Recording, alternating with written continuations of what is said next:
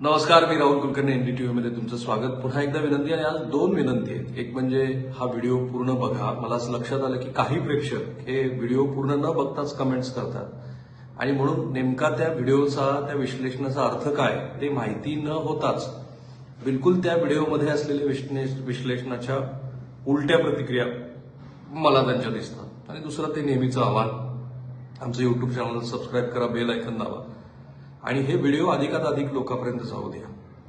कारण ही जी गोष्ट आहे ना, ही तुमच्या माझ्या सगळ्यांच्या जीवनाशी निगडीत आहे. आणि म्हणून ज्यांना असं वाटतं की आपल्या महाराष्ट्र राज्याचा मुख्यमंत्री कोण, कोणाला किती मंत्रिपदं मिळणार आहे, ते महत्वाचंच आहे. कारण राजकारण हे सर्वव्यापी आहे, जीवनाच्या प्रत्येक अंगाशी ते निगडीत आहे. त्यामुळे कोणाची इच्छा असो किंवा नसो, पण आपल्याला राजकीय भागाचं विश्लेषण करतच राहावं लागेल. पण त्याहून महत्वाची काय गोष्ट आहे तर ही जीडीपी, ग्रॉस डोमेस्टिक प्रोडक्ट. कारण मी अर्थशास्त्राचा विद्यार्थी आहे आणि अर्थशास्त्र हे ज्याला कळतं त्याला राजकारणातले सगळेच अंग समजून घ्यायला मदत होते असं माझं मत आहे. त्यामुळे मी नेहमी हा प्रयत्न करतो की जगात आर्थिकदृष्ट्या काय चाललेलं आहे, भारतात काय चाललंय. आणि जेव्हा 5.4% गेल्या 6 महिन्यातला आपल्या देशाचा विकासाचा वाढीचा दर म्हणजे काय तर महाराष्ट्र किंवा एका विशिष्ट सीमेअंतर्गत जेवढी म्हणून उत्पादनं होतात, जेवढ्या म्हणून सेवा असतात, त्याच्यामध्ये किती वाढ झालेली आहे त्याबद्दलचं एक सर्वसाधारण इंडिकेशन असतं. आणि ते आंतरराष्ट्रीय मानकावरती केलं जातं. माझं थोडंसं त्याबद्दलचं आकलन वेगळं आहे. पण तरी सुद्धा आपण जेव्हा भारतीय अर्थव्यवस्था ही ह्या वेळेला गेल्या 6 महिन्यामध्ये केवळ 5.4%च वाढलेली आहे आणि वेगवेगळ्या घटकामुळं ह्याला जो काही ब्रेक बसलाय ते पाहता महाराष्ट्रासाठी ही खूप चिंताजनक गोष्ट आहे. आठवा कालची मुख्यमंत्र्यांनी आपल्याच मूळ गावी घेतलेली पत्रकार परिषद. कारण हे राजकारण समजल्याशिवाय तुम्हाला ह्या आर्थिक विकास वाढीचा जो संदर्भ आहे तो लक्षात नाही ना. त्यांनी काय सांगितलं तर मी महाराष्ट्राच्या मनातला मुख्यमंत्री आहे असं सुतोवाच करत असताना आपण समाजातल्या किती वेगवेगळ्या घटकांना काय काय स्वरूपाची मदत केलेली आहे ह्याबद्दलचं त्यांनी विश्लेषण केलं. आणि खरी गुम तिथेच आहे. कारण जेव्हा लाडक्या बहीण योजनेसाठी तुम्ही 45,000 कोटी रुपयाची तरतूद केली आहे, त्याशिवाय तुम्हाला वेगवेगळ्या पद्धतीच्या ज्या घोषणा तुम्ही निवडणुकीच्या काळामध्ये दिलेल्या आहेत. आणि पुन्हा सांगतो, हा व्हिडिओ शेवटपर्यंत बघा, हा अधिकात अधिक लोकांपर्यंत जाऊ द्या. कारण अर्थशास्त्र आणि राजकारण ज्याला पॉलिटिकल इकॉनॉमी म्हणतो, कारण ही पॉलिटिकल इकॉनॉमी आहे. कुठलाही सुज्ञ मनुष्य, बरं हे आज आम्ही बोलतो असं नाहीये, शरद पवारापासून ते सत्ताधारी घटकातल्या प्रत्येक लोकांना मी हे विचारले की एक पत्रकार म्हणून लाडकी बहीण सारखी योजना ही अत्यंत अडचणीची आहे, महाराष्ट्र राज्याच्या प्रगतीमध्ये खीळ घालणारी, हे माहिती असून सुद्धा तुम्ही त्याला प्रतिवाद काय केला तर नवीन योजना आणून. आणि सरकारच्या पातळीवरती तर लाडक्या बहीण योजनेचा सरकारी पैशानं जाहिरातीच्या माध्यमातून अधिकात अधिक लोकांपर्यंत केलेला प्रसार आणि प्रचार आणि त्या योग्य मिळालेली मतं आपल्याला दिसली. पण चिंता ही आहे की महाराष्ट्रामध्ये आता जे काही 7 लाख कोटी रुपयाचं कर्ज अधिकृतपणे घोषित केलंय आपण, त्याच्याशिवाय ह्या सगळ्या योजनांसाठी किमान 1.5 ते 2 लाख कोटी रुपयांची गरज आहे. तर तुम्हाला आणखी शेतकऱ्यांना तुम्ही आश्वासित केलेलं कर्जमाफी द्यायची आहे, सोयाबीन उत्पादकांना 6,000 रुपयाची जी हमी आहे ती द्यायची आहे आणि तत्सम अनेक गोष्टी आहेत. पण आता हाच जो देशाच्या विकास वाढीचा दर आहे त्याच्यातला एक अत्यंत महत्वाचा भाग आहे ज्याला कॅपेक्स म्हणतो आपण, कॅपिटल इन्व्हेस्टमेंट ऑन इन्फ्रा, पायाभूत सुविधेवरती जी तुम्हाला शासनानं करण्याची आवश्यक असलेली गुंतवणूक. कारण सरकार जेव्हा नरेंद्र मोदी यांचं सरकार आलं तेव्हा त्यांनी कॅपेक्सवरती म्हणजे पायाभूत सुविधेवरती खूप भर दिला. म्हणजे त्याच्यात पोर्ट बिल्डिंग असेल, एअरपोर्ट बिल्डिंग असेल, कार्गो बिल्डिंग असेल, इन्फ्रास्ट्रक्चर्स वेगवेगळ्या पद्धतीची, रस्त्यांची बांधणी असेल, ह्या सगळ्या गोष्टीवरती या सरकारनं खूप भर दिला. आणि म्हणूनच 5 ट्रिलियन इकॉनॉमीचं वगैरे आपण उद्दिष्ट ठेवले. पण आता मी जी आकडेवारी सांगणार आहे, आता हे कॅपेक्स नेमकं आणि त्यात महाराष्ट्राचं काय कॉन्ट्रीब्युशन असायला हवं होतं, काय असणार नाही, काय नसण्याची दाट शक्यता आहे. कारण हा जो काही 5.4% गेल्या 6 महिन्यातल्या आपल्या विकास वाढीचा दर आहे, म्हणजे आपल्या देशामध्ये जी 100 रुपयाची मूल्य असलेली सगळी म्हणून वस्तू तयार झालेली आहे त्याच्यात किती भर पडली तर 5.4%ची भर पडली. अपेक्षा होती 8%ची. अगदी कमीत कमी आरबीआय आणि तत्सम संस्थांनी केलेलं आकलन सुद्धा 6.5% होतं. त्यात 1%ची आपली घसरण झालेली आहे आणि ती फार चिंताजनक आहे.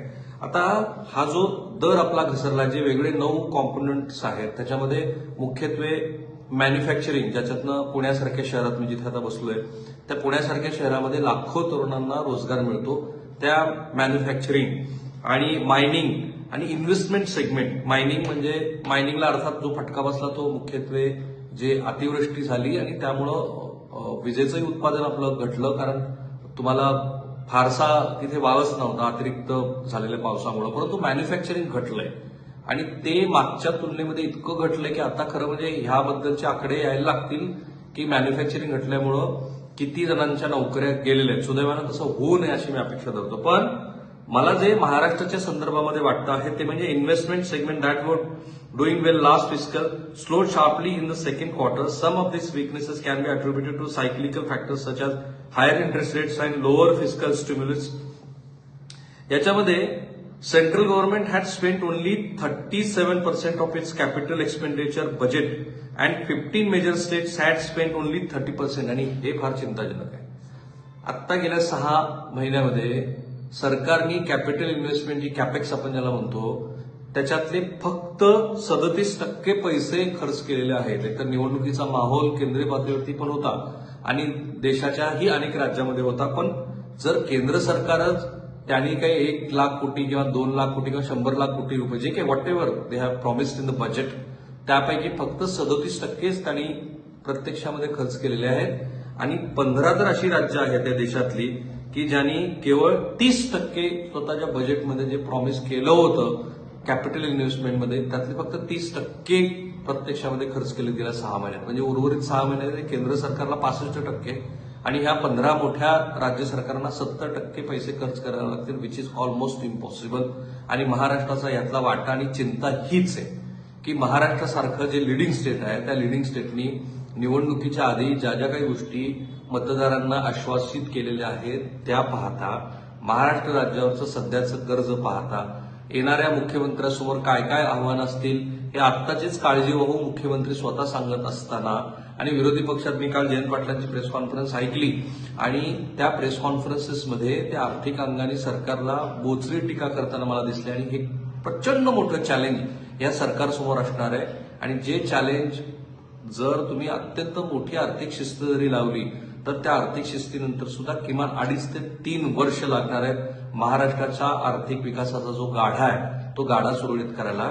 मुद्दा क्रमांक 1, महाराष्ट्रानं, कारण महसुली आपलं जे उत्पन्न आहे ते तर काही वाढायचं काही कारण नाही, जे आहे तेवढंच आहे. त्याच्यात काय फार फार तर वाढ होईल. आपण आता काय मधल्या काळामध्ये लिकरचे रेट्स वाढवलेले आहेत, मधल्या काळामध्ये आपण स्टॅम्प ड्युटीज वाढवले आहेत, आता बातम्या येतात की एसटी महामंडळाचा प्रवास वाढवू शकतो. ह्या गोष्टीतनं तुम्ही महसुली उत्पन्न वाढवण्याचा फार तर प्रयत्न करू शकता. कारण सेंट्रल गव्हर्नमेंटमध्ये मी आता जीएसटीचं कलेक्शन बघत होतो की जीएसटीचं कलेक्शन निश्चित वाढलं. त्याचं मुख्य कारण मधल्या काळामध्ये जो आपला दिवाळी आणि याचा हंगाम होता त्याच्यानंतर ज्या काही बाजारात झालेल्या असतील उलाढाली ते आहे. आताही मी बघितलं की शेती क्षेत्रामध्ये जे रुरल कन्झम्पशन आहे, ज्याच्यात मुख्य भार हा शेतीचा असतो, ते व्यवस्थित आहे. शेती क्षेत्राचाही आता जो विकासाचा दर आहे तो चांगला आहे compare to any other sector. पण हे पुन्हा सायकलिकल आहे आणि शेती क्षेत्रातल्या विकासाला ज्या काही सगळ्या मर्यादा आहेत ते गृहीत धरून आता महाराष्ट्रासमोरची जी आव्हानं आहेत ती हीच असणार आहे की जी काही तुम्ही जी काही आश्वासनं दिलेली आहेत त्याची पूर्तता करायची आहे.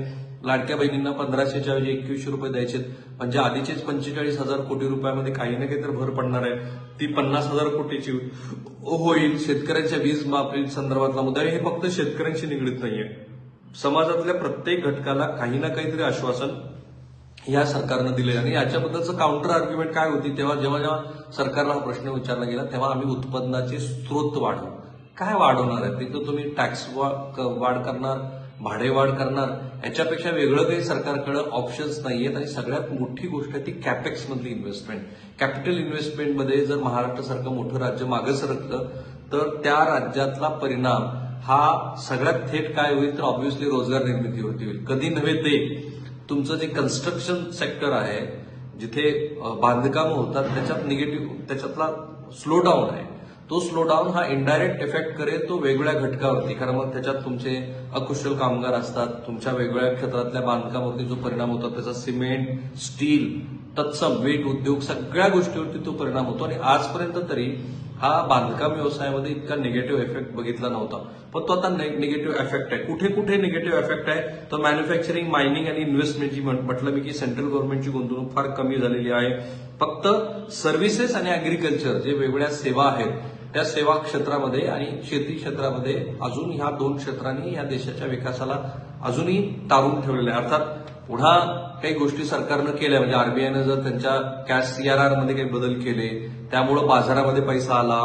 जर बाजारात पैसा आला आणि कमी व्याजदरानं जर होम लोन मिळायला लागली तर पुन्हा बांधकाम क्षेत्रातली जी मागणी आहे ती वाढू शकते. हे मान्य जरी केलं तरी महाराष्ट्रासारख्या राज्य सरकारसमोर आता मोठं आव्हान असणार आहे ते आर्थिक शिस्तीचं, आणि त्याचे परिणाम हे प्रत्येकाच्या हाऊसहोल्डवरती, प्रत्येकाच्या घरावरती होणार आहेत. आणि म्हणूनच आपण सतत त्या निवडणुकीच्या काळात म्हणत होतो की निवडणुका जिंकणं ही गोष्ट वेगळी आहे, पण त्या निवडणुकीच्या काळामध्ये दिलेल्या आश्वासनाची पूर्तता करणं आणि त्यायोगे राज्य सरकारांचा कारभार उत्तम चालवणं हे प्रचंड मोठं आव्हान असणार आहे. आणि तेच आव्हान मुख्यमंत्री कोण आणि मंत्री कोण ह्याच्यापेक्षा फार मोठं आहे.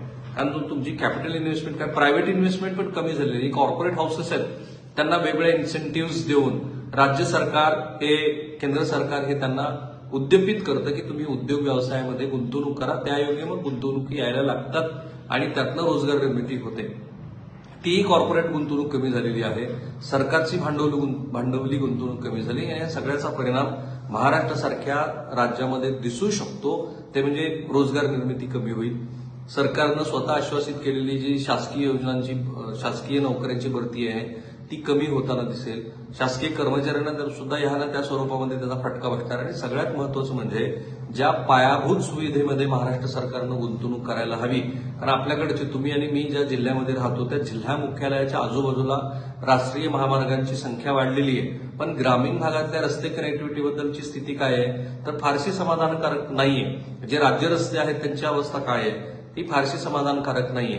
पायाभूत सुविधेमध्ये गुंतवणूक होताना दिसते आहे. समृद्धीसारखा महामार्ग झाला आहे, आता नवीन शक्तीपीठाला बळ मिळेल, पण त्याच्यामधनं येईल ती खासगी गुंतवणूकदारांनी केलेली गुंतवणूक, त्याला सुद्धा खूप मोठ्या मर्यादा आहेत. ह्या मर्यादेमध्ये ह्या सरकारला काम करावं लागणार आहे. म्हणजे महाराष्ट्र सरकारवरती असलेलं कर्ज आता जे काही द्यायचं आहे ते सगळे साधारणतः 1.5 ते 2 लाख कोटी रुपये, आणि हे होत असताना या सगळ्यांचा आपल्या राज्याच्या आर्थिक गाड्यावरती येणारा तणाव हा महाराष्ट्राच्या आजवरच्या राजकीय इतिहासातला सर्वात मोठा तणाव असणार आहे.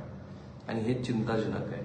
हे चिंताजनक असणार आहे मुख्यमंत्र्यांसाठी, कारण त्यातनं सामाजिक असंतोष वाढू शकतो, त्यातनं बेरोजगारांचे नवनवीन प्रश्न आणि त्यातून निर्माण झालेले सामाजिक प्रश्न जे आत्ताच अकराळ विकराळ रूप घेऊन आहेत ते निर्माण होऊ शकतात. जर शेती क्षेत्राला दुर्दैवाने इकडे तिकडे काही गोष्टी घडल्या, कारण आता आंतरराष्ट्रीय पातळीवरती पण बऱ्याच घडामोडी घडतात. डोनाल्ड ट्रम्प तिकडे अमेरिकेत विजयी झाल्यामुळं अमेरिकेत काय होईल माहीत नाही. तेच ज्या पद्धतीची युद्धसदृश्य परिस्थिती वेगळ्या कॉन्टिनेंटमध्ये तयार होते आहे त्याच्याबद्दल आपल्याला माहिती नाही की पुढे काय होईल. या सगळ्यांचा परिणाम हा अल्टिमेटली महाराष्ट्राच्या राजकारणावरती आणि तुमच्या माझ्या घरावरती होणार आहे. म्हणून हे आव्हान आहे.